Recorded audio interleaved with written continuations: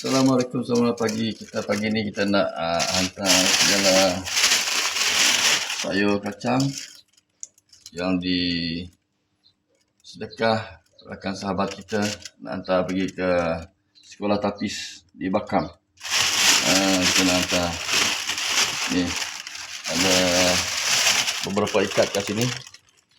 Kita nak hantar ke pusat tapis, sekolah tapis lah. Kita nak hantar ni lah. Jom sama-sama kita pergi.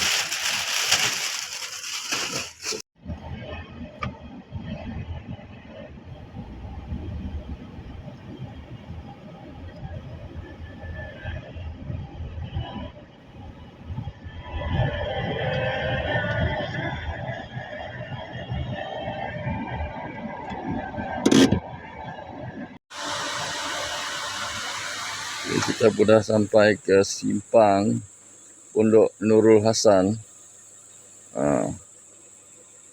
Kat sini.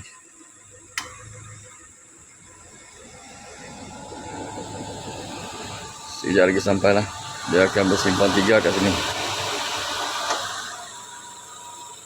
Dia kena pergi ke kanan.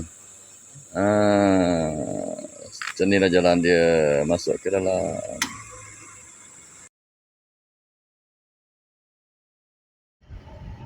Jadi kita dah sampai pun di tempat Pondok Nurul Hasan yang terletak di Bakam.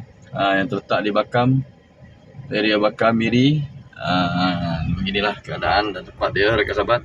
Bahawa di sini ada satu pondok, sekolah pondok, sekolah tapis area Bakam. Area Bakam. Kita pun dah sampai ke sini lah.